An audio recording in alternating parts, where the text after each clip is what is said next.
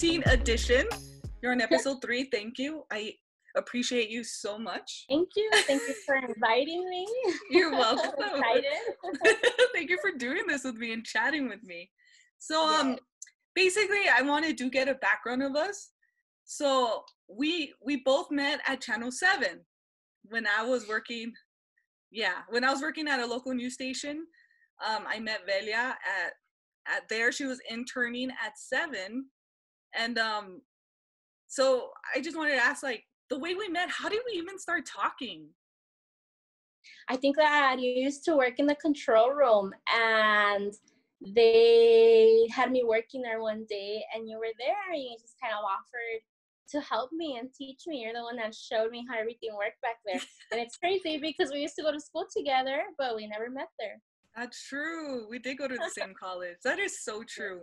And when you were interning at the local news station, which was ABC, what was your goal to, as an interning, your goal was to be a journalist, right? Did I remember? Yes, I wanted to learn everything, be well-rounded in the station, and to become a multimedia journalist. How was your experience when you were interning there? Like, truthfully. It was really good. It was really good. I think you were very helpful, and everybody there was super nice and just willing to always help out. So it was a very good experience for me. As an intern, was there any downfalls where you thought, man, I thought this was going to be easier than I did in class? You know how it's a little different?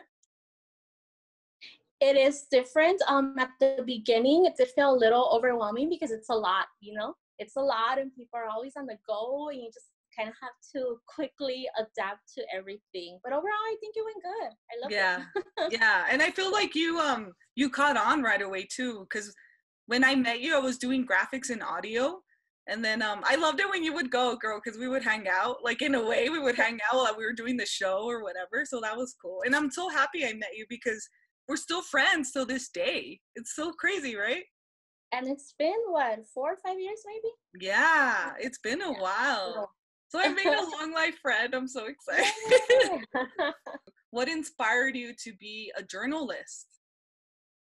I think ever since I was little, I liked writing. There was something about writing and telling stories, and just being able to get that out there to people was a big inspiration. Do you still want to be a journalist? I think right now I really enjoy what I'm doing. I love teaching journalism to the students. And so for now, I think I'm good. That's good. And so I still get a little bit of both. Like, I get to still, get the journalism experience, and I'm still working with kids, which is nice.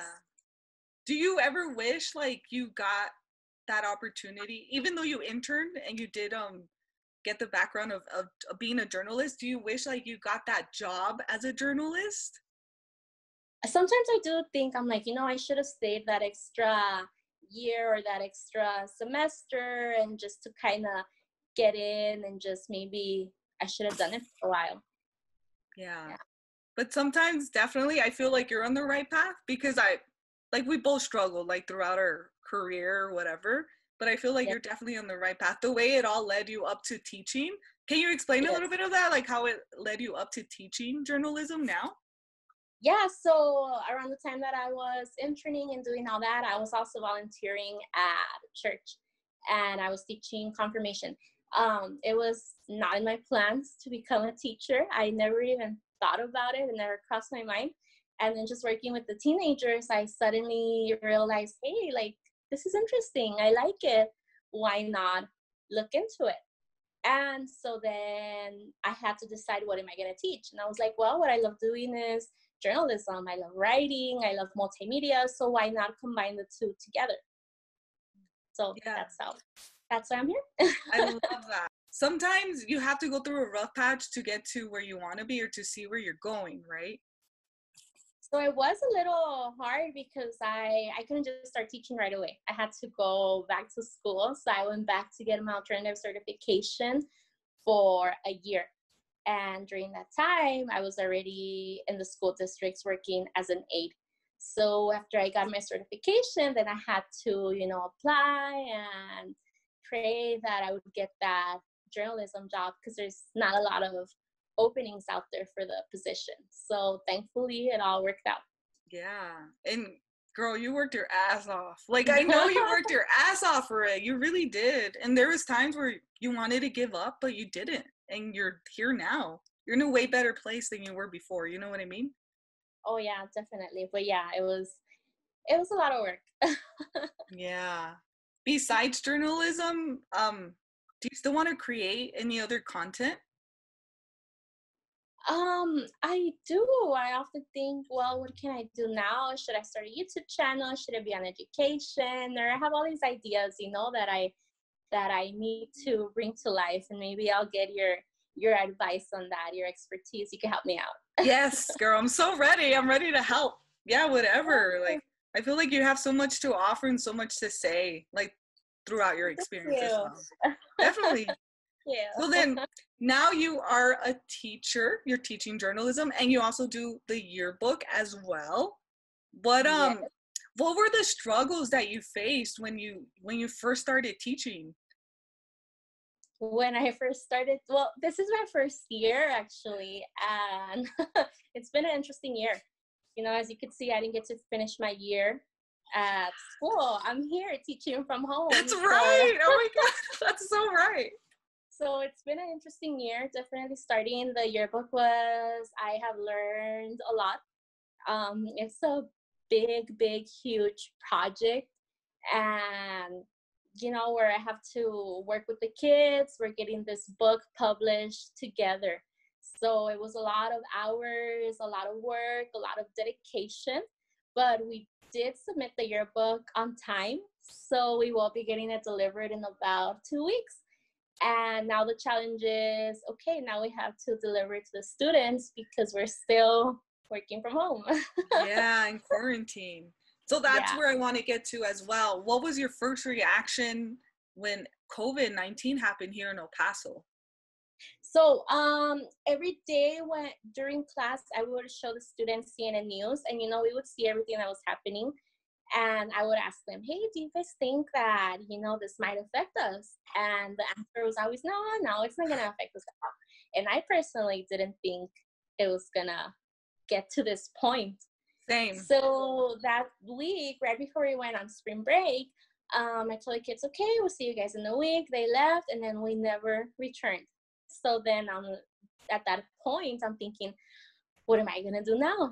Now I have to finish a yearbook from home. Now I have to find ways to get the kids to, do their work and do everything virtually. So yeah, that was another challenge, but we got through it. And how are you guys? Yeah, and how are you guys connecting? How are you connecting with your students? Through Zoom. So I do meet with my yearbook students once a week through Zoom, and then with my journalism students through Google Classroom. Nice. And is there some students that don't have a computer or don't have internet? That has been a challenge that we have been working with since we were quarantined. So the students were given laptops. They got to borrow them, from the school. And they did order hotspots for them, and we're just waiting for those to arrive for them. So we are. That was another little challenge there. Just getting all of them on board, so that they could do their work. Yeah. So those students that didn't have the computer or anything, have you gotten in contact with them yet or not yet? So we've all been calling home. We called students, and we told them we're not going to hold it against them, obviously, if they don't have internet, if they don't have what they need, but we are helping them to get them to that point. And there's other options. They could get the work delivered to their house. I can email it to them. So we try to work around it as much as possible to where they can still participate. Yeah. Another question. What are you doing to keep like a positive mindset during this COVID-19 while juggling work as well, plus your personal life as well? I just try to look at things in a positive way, a lot of self-care. So I've been reading, I've been cleaning, I've been organizing, I'm working in my office. So that's been a project for me. I'm like, okay, so it's gonna be my class now. So that's helped me. It's been helping me. Yeah, that is good. Self-care is good. Same. I've been organizing a lot, and I feel like every day that I organize, I swear every day I find something new to give away. I'm like, how did I have this? What the heck? Why do I have this? So I feel like I have so much stuff when it doesn't even feel like I have so much stuff. Does that make sense? Definitely, yeah. I'm like, and what? spending time with my puppies. Yeah. How has it all changed your life together, COVID-19? Well, it's affected, I think, everything, I'm just trying to adapt, honestly, to everything, however I can. Staying home, it's been, it hasn't been too bad. I do miss going to the movies, I miss going out to eat, but overall, I like being home and just finding different things to do. So yeah, I'm just trying to adapt every day.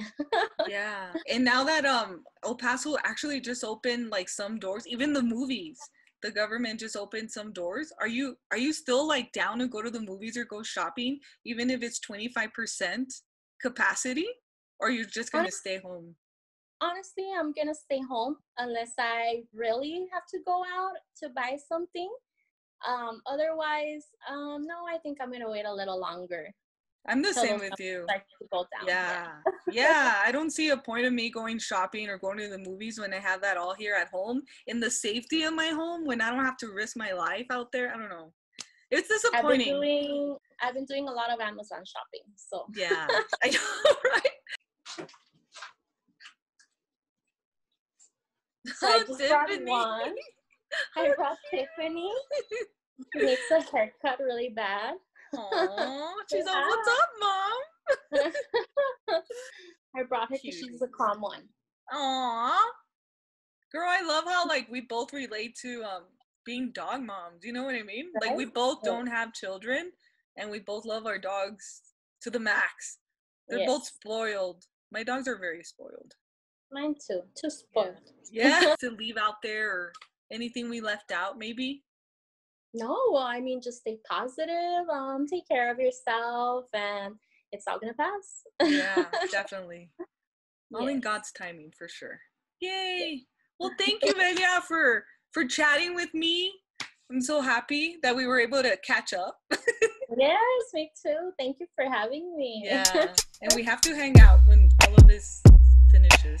We'll have a cookout or something. Yes. If it's done by then, I don't know.